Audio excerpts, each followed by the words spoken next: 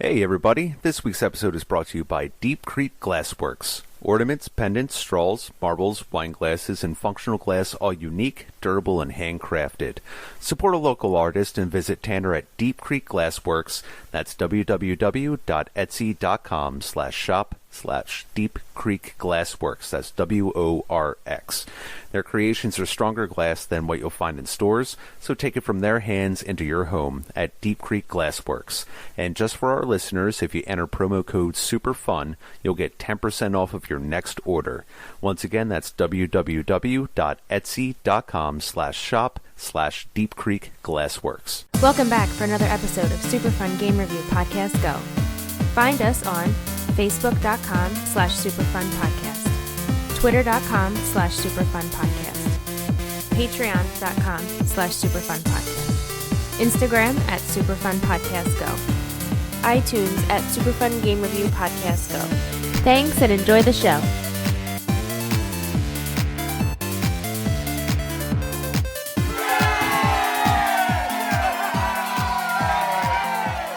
Welcome back to Super Fun Game Review Podcast Go! I'm your host tonight, Clarke, and across from me is your little Ralph. nightmare Ralph. Your little nightmare Ralph. Coming to you live with Little Nightmares.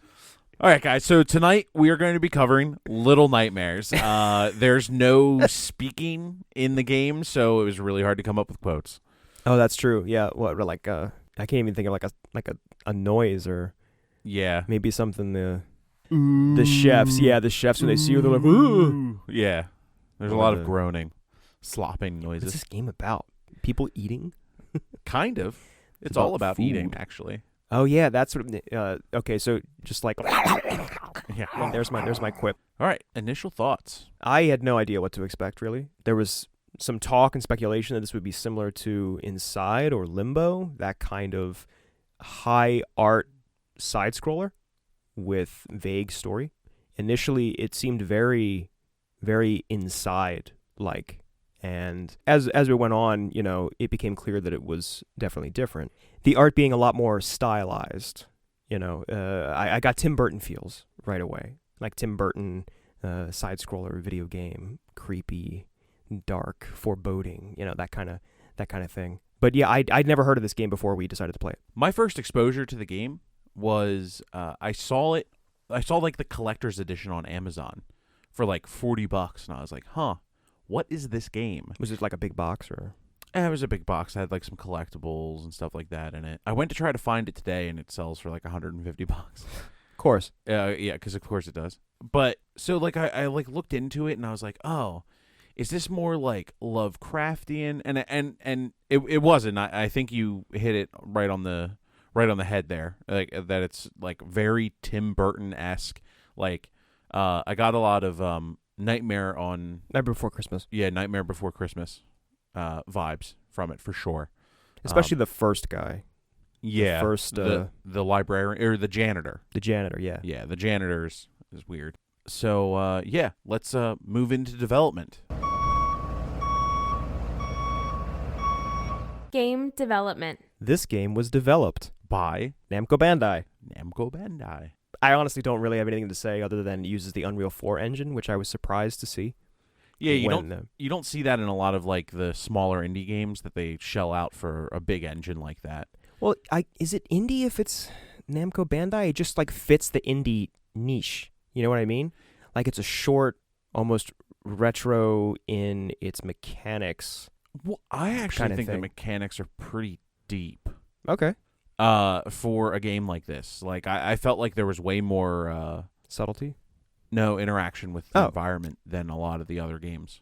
Oh, how it's not really 2D. It's just on, like, a fixed path, and there's... Yeah, you're in 3D rooms. Right. So it's like kind of like a 3D side-scroller. There's depth to each room. There's places that you can hide underneath things, because that's, like, pretty much your... there's no attack buttons. Right. I don't have a lot of development notes for this either. It was kind of just a piqued my interest type of game, so I don't know a lot about it. Right. Originally, the title was going to be Hunger. Oh, right, yes. And that plays an important part in, like, the only story pieces that you really get. True. So let's escape long tenderly fingers into story. Ooh, okay, yeah. We did that for a while. That's true. Yes. Okay. Yep. Story. All right. So this game does not have direct story. And I was like, I was looking online today earlier just to see like, what are some fan theories? And they're all just wild. Like you can kind of create your own story from this. You're a child-like character in a yellow jumpsuit, and you're trying to escape from this giant boat that you're on. And you start in like a kind of industrial center of the boat, and you make your way through like the industrial center, then like the kitchen, then into the mess halls, then into you actually get an outside view of the vessel as people are boarding it. These large fat men and women that are like, some of them wear like no life masks or no one masks. No one. Yeah, from Spirited Away. No, no face. No face. Sorry, no face, good. not no one. No face. It's circle, been a while since we'll I circle saw it. around.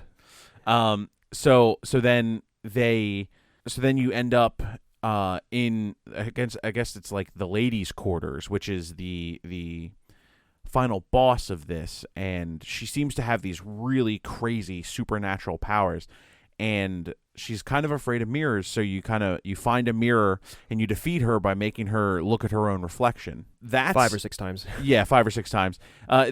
That's kind of the story there, and then you eat her. You like feast on her flesh, and then you gain her powers. Yeah, you consume her magic or whatever. Yeah, and then you walk out of the boat, which is called the Maw.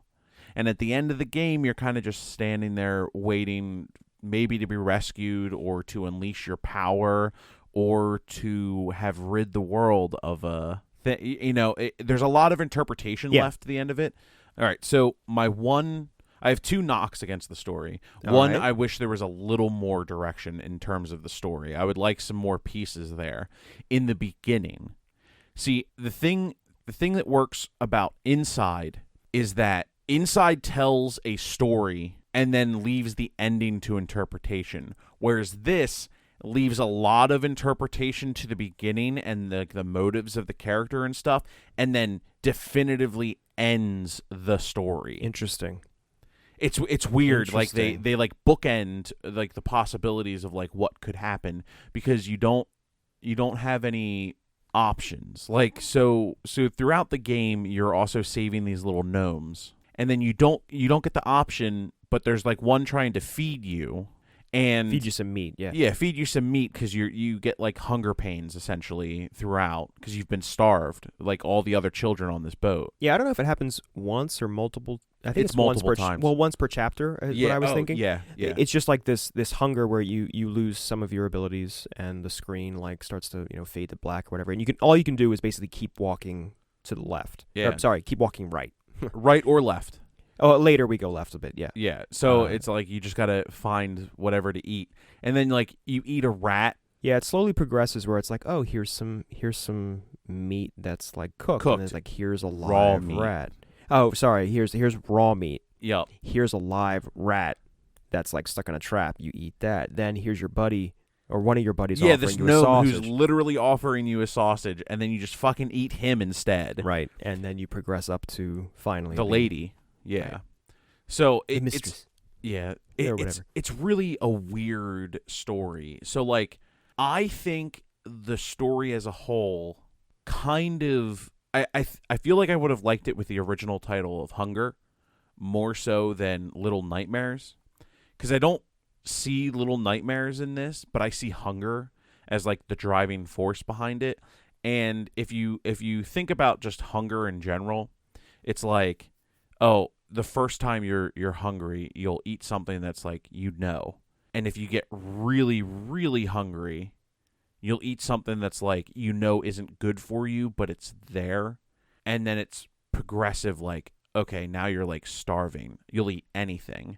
Oh, now you're like completely done and you don't care what you eat, so you'll eat like your friend. It weirdly like delves into like cannibalism almost. Yeah. Like there's like some symbolism for like cannibalistic habits Well, and things like that. I got that from the beginning when you're like, climbing through shoes and like all these human, like, where's this shit coming from?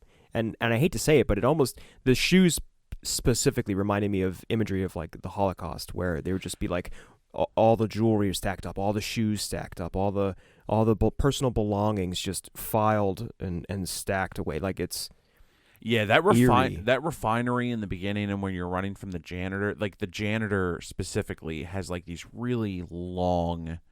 He's blind, so he can't see you, but he can hear you, and so like I think. What's that? He can smell you too, I think. And he can smell you. But like he has these really long, like tendril like hands with really long fucking fingers and stuff, and like he's constantly like reaching through stuff. Like Ralph and I both jumped a few times. There are jump scares in this game, which is like kind of refreshing, but he really he was so fucking creepy. And in the setting that he was in, and just like he looked like the doctor from I see. From a Nightmare. Yeah, I see that. Except for like he just had like the egghead shape that like came down to a point and stuff like that. It was really creepy. He really leaves a lasting impression. Like the other antagonists don't really. I mean, I guess it's because then you get the twin chefs who are just like grotesque, and then you get the other humans who are also grotesque, pretty much grotesque and ridiculous. And then the mistress or the lady or whatever, like that first one. And again, with the arms, like you think you're out of range, like he can't get you, and then here's another foot of reach. He just had so much reach that because you're defenseless, that it really leaves a lasting impression. It's just a great antagonist for the game. Yeah, because all you can do is hide, So, what are your thoughts? Like, I kind of shared mine about like I think the story is like an analog for cannibalism. It's all a big metaphor for capitalism and addiction. I'm kidding. Okay. I mean, sort of. Because I could see it, but also like not only when you finally eat the lady, right? Then you start feeding off of the life force of all the people that you walk past. Oh, that's true. I mean, I kind of saw as just like I have this power now. I can just like kill all of you. I mean, I didn't really. You could interpret it as absorption, I guess. That because was it like a black? Yeah, they were like just black pulling streams this, like, siphoning something. this like energy out out of the people as Six walked past. Six is the name of the character. This we found out from the Wikipedia. Like, it's not in the game. Yeah, it's not directly in the game anywhere. I don't know why the character's name would be Six, and I think it's a she. But again, just from playing the game, like it doesn't give any kind of indication of anything like that. I don't know. It's making some social commentary, I think. It definitely, when we were playing, I was like, oh, this reminds me of like Spirited Away and WALL-E at the same time, like the interpretation of just human beings as being these beings that just consume and are basically pigs and slobs and because first they're eating meat and then like they see you and they'll just eat you like straight away. Like it's almost viewed as like a sickness. And again, hunger being a theme makes a lot of sense there. But yeah, I don't really understand. Like, I don't have any theories as to why it's on a boat or this. I mean, the fact that it's on a boat made interesting gameplay aspects because you don't know why. Because the camera rocks and there's momentum. Yeah. And you have to sort of play off the momentum, to time your jump right or to move here or move there or to swing. The momentum of the world, it's swinging, and you don't know why until you get to like chapter 4 or whatever when you realize you're on a boat. Okay, now it makes sense. Why didn't we, maybe we should have zoomed in through a porthole at the very beginning of the game, and then you can take over your character. Then it'd be like, okay, I'm on a boat. And that going on. I mean, otherwise it was just like, why are we rocking? Oh, I don't know. Let me just keep walking. Right. And I really like being able to interpret the beginning of the game more so than the end. Like, I read about this theory today, and I like it a lot. That 6 is actually beautiful. Okay. Because you never see her face. Nope. She's also 9 years old. Yes. But her name is Six. Okay. Yeah, I don't know. All right. I had a weird theory about that too, but I'll get to that in a second. So they were saying that you're actually the daughter of the lady, and she thought you were beautiful, so she sends you to be starved and eaten, and then you break out, and then your revenge is getting back to her because she's ugly without her mask. So then you get back to her, then you consume her because it's the only thing that you can do because you've been starved for so long. And then you eat her, and then you are cursed with this power. Because it doesn't look like Six is like actively like, oh yeah, go ahead, come at me, and then like absorbs. She just kind of like walks and is like trying to get out. That's true. And I she guess starts there's no real indication that she's doing this on purpose. Another, it's just interesting. I don't have necessarily like a theory for it yet. So there are 5 chapters in the game, and your character's name is Six, and you beat the baddie, and then you have the baddie's power. So if there was going to be a 6th chapter, it would be someone else fighting you. I was going to say, it'd be a new character fighting. Huh. Okay. I know there's DLC for the game that I haven't played and haven't seen any details about. Right. I know we typically just talk about core games, but I don't know if that's expanded on more in the DLC. Well, I read some of the synopsis of the DLC. Okay. And I cannot speak for all of it, but apparently you play this character called the Runaway, and you kind of see Six in different aspects throughout the game, and then at the end you get to the lady somehow before Six does, and she turns you into a gnome.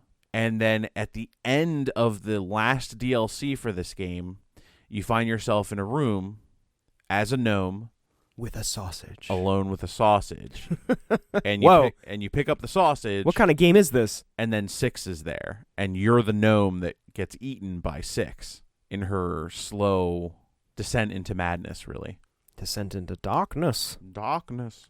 All right, let's. I think Sure. we could probably swing into gameplay. You want to swing into it? Swing into gameplay. Okay. Gameplay. I guess 2D, 3D side scroller with puzzles.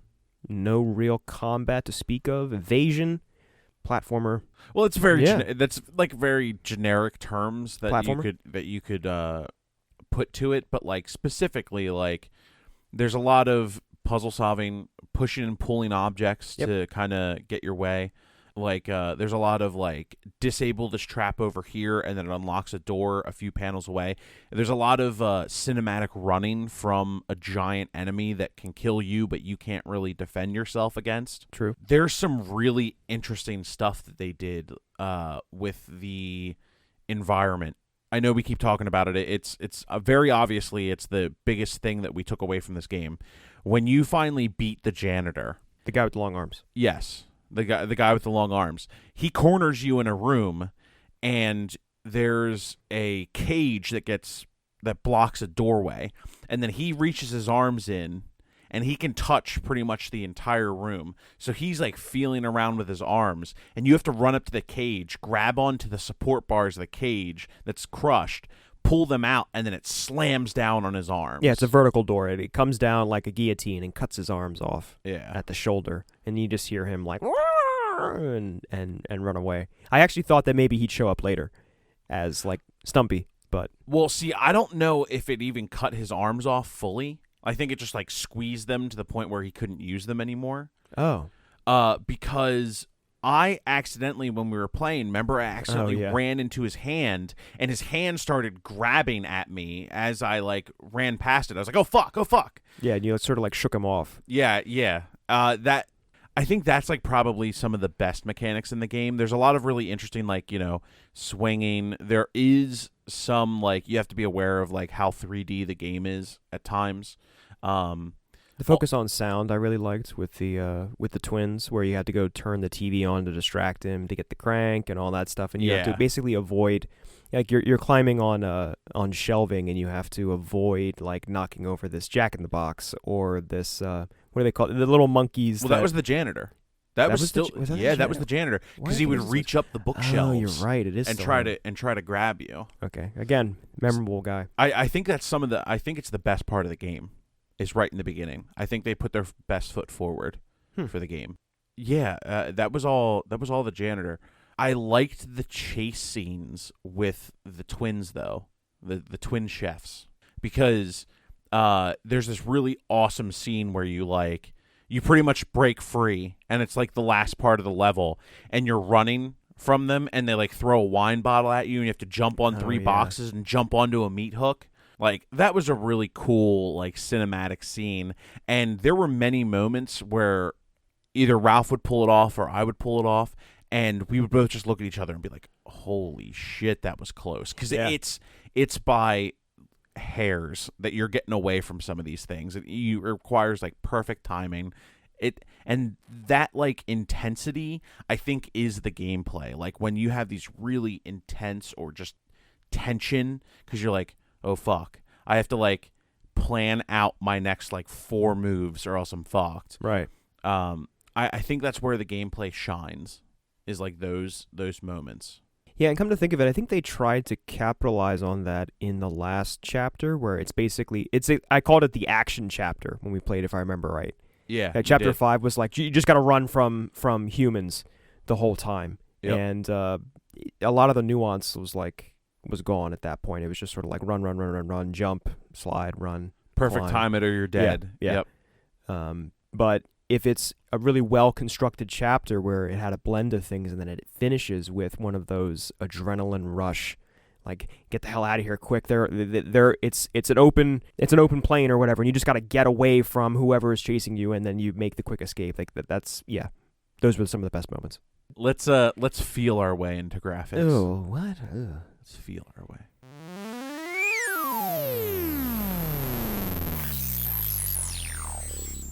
Graphics. All right, graphically, like I said earlier, we've got the Unreal 4 engine, which looks really good. Again, that's the kind of thing I see a lot of tech demos where they'll take an older game and they'll put it on Unreal 4, and it just looks amazing with a lot of lighting and shadows and everything.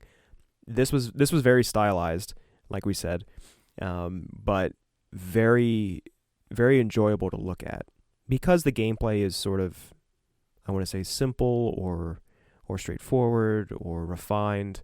The visuals really stand out. I think one of the best parts of the game is that a lot of games like this, it is very obvious graphically what you're supposed to use in the room.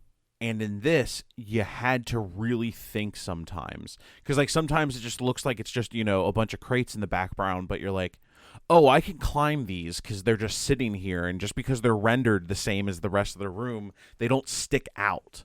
And I think that adds to the game more than anything. Like, the character is this bright raincoat-wearing child, and everything else is just bleak. And she always, like, sticks out wherever she is on the screen. Like, you can see her very clearly crawling up the side of the mall, the boat. And I think that adds to it for sure. I think the character design, all the characters are fucking grotesque. Completely agree. The gnomes are, like, creepy.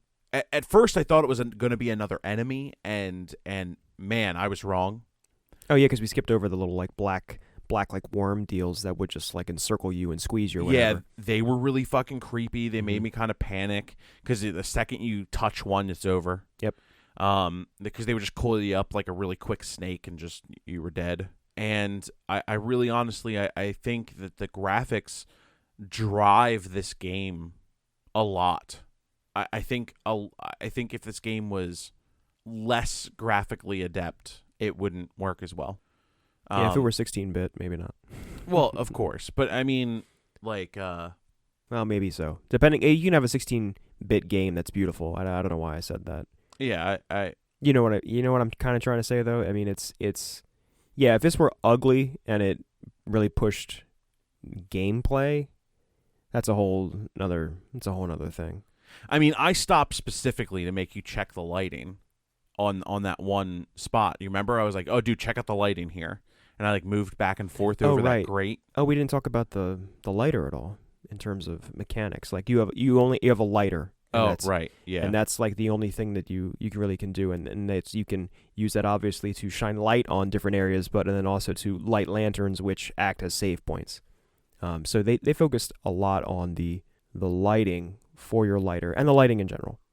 Well, you know, shadows and everything. with Unreal 4, the lighting physics are just incredible. So it makes sense to make a lighter be kind of like your flashlight, you know? Yep. It didn't have a lot of mechanical uses other than just like lighting lanterns, but it was really cool. All right, do we want to Sure. I'm do we want to throw a clapping monkey into sound? ding ding with cymbals. Music. I don't really remember the music. I think there was some tension building stuff, but nothing that really jumps out. Her song at the end was really good. Oh, I'm sorry. There is that. Yeah. The lullaby. Yeah, the lady's lullaby was really cool because it sounds like at first when you're standing outside of her door, it sounds like you're gonna walk in and you're gonna see a record player, and then as soon as you go through that door, you can hear her aside from like this little bit of music that's her humming. She's like singing and humming kind of at the same time. It's like kind of weird. But like that song kind of like sticks out in my head. That stuck with me. I think the sounds are really grotesque. It's mostly a game about like slurping and fucking slopping and like hearing people eat and like the grunts of the different enemies and things like that. Like, yeah, that kind of stuff stands out more to me than the music. Yeah, like the groaning and things like that. Ugh. The alarm sounds every time you would alert something. It was always different for each enemy type when you alerted something. That was like kind of freaky. The I think the janitor's one was weird because it was like a little wheezing groan. But like the was there some heartbeat stuff in there too? Like well, obviously, yeah. When you're hungry, you'd get like the like you like an indication that you need to get food or you're gonna die. Like that kind of. Also, during the chase scenes, your heart would start pumping and you would hear it. That helps build the tension. Yeah, that was good. The scene where you're climbing the mall and like the ocean and everything like that, I think that had some good sound effects going for it. I mean, basically, the game sounds great. It's just that I don't have anything real specific. I don't have any real specific examples of things that really wowed me. Yeah, I mean, I wouldn't say it's like top notch. Well, sure. For music or anything like that, but I think the overall quality is good. Yeah, I think the quality of the sound design is good. All right, let's move into final thoughts. Final thoughts. I think this is an interesting little ride that you go through. I mean, I can't really say that it overall completely floored me or wowed me or was really crappy or anything like that. Like, to use wonderful verbiage here. It's not wonderful or crappy. It feels like an indie game, even though it's not, and it has a short length and is straightforward in its gameplay, but everything else is in the story, like the interpretations, the art style. It's a fun little platformer. I really don't have, a whole lot more to say. I'm not gonna think about it, late at night. It's not gonna keep me up at night thinking about the story. But for what it was, I enjoyed playing it. I enjoyed playing it too. I'm just gonna piggyback off of what you were saying. I enjoyed it. I had fun playing it. It was good to experience once. I don't think I'll go back to it. Right. I might check out the DLC just to see it.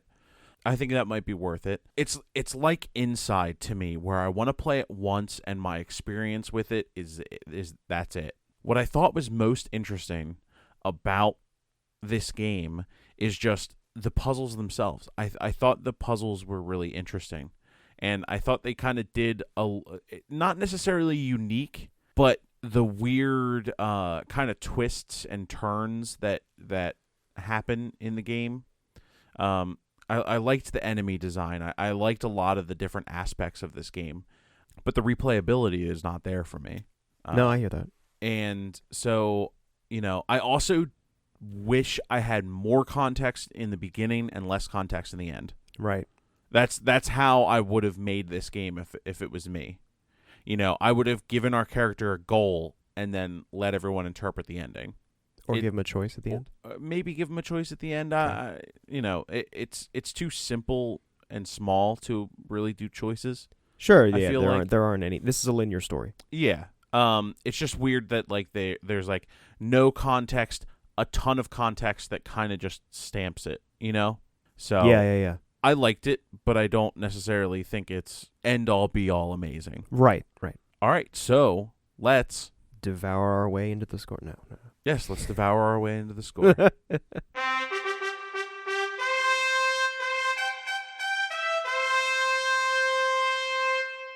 The score. Ralph, what do you got? Oh, I sort of, when I changed my score system, I really thought that, okay, this will streamline everything. It'll be fine. But now I'm kind of seeing it as like a hindrance, where I've got games that they're not really a shrug, they're not really a bash or a gush. With this one, it's like dead middle between shrug and gush. Like, I really, really enjoy the art, thought it was fun, but at the same time, like, I'm probably not going to buy it myself. We played your copy. I'm probably not going to recommend it to anybody other than Harry. Like, I told Harry to play it as well. You did? Yeah. This game has Harry written all over it. But gun to my head, I'd probably say shrug. Okay, I guess that's totally fair. See, and this is where it gets weird for me as well. Again, because you and I do not have a numerical system for how we rate our games anymore. So for me, I bought it for $7. I got it on sale. And so that's why I had to get it on sale. Yeah, that's a category. Yes, this is a game to get on sale. I think it's worth buying and playing once. It's mostly digital. If you could find a place to rent, I would suggest doing that because it's a short game. However, on sale, $7, worth the 3-hour experience. And if you're really into it, maybe there's more. Maybe there is more that we just didn't see or didn't understand or didn't get. Because we kind of streamlined through it, too. There were rooms that we didn't go in. There were... we didn't do a completionist top to bottom. By no means. But the completionist is only supposed to be an extra hour or two put into the game. So, there's not a ton that we didn't see. But comparatively, we could have missed a third of the game, which is crazy. But there are rooms that we skipped past because you didn't need to go in them. We didn't break all the dolls. We didn't find all the gnomes. Yeah. That kind of thing. There's 27 gnomes. I think we ended up with 3. Were there 27? That many? I don't know. Maybe it's not 27. Sure. But there's double digits. Yeah, okay. Of gnomes. And we found 3 and ate one of them. Find it on sale or rent it. $7 is a great price to play for this game. Yeah, that's fair. It's very fair. All right, guys. That is our review of Little Nightmares. Little Nightmares. And we will see you next week for Mubbers. See you then. Stay sexy. Stay hungry. Nice. Game over. Game over. Game over. Game over. Game over.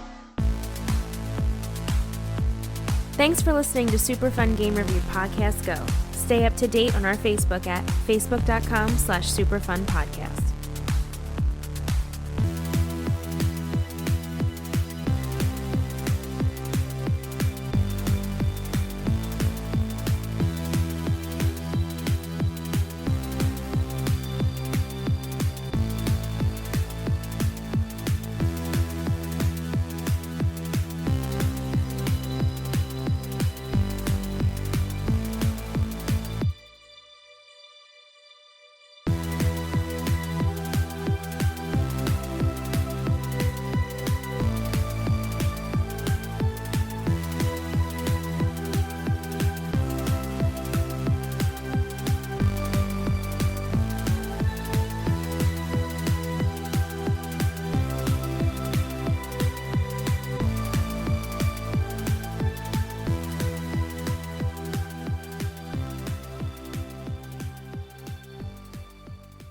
.2D, 3D side scroller with puzzles. Why'd you start talking as soon as I hit my vape? Sorry, start again.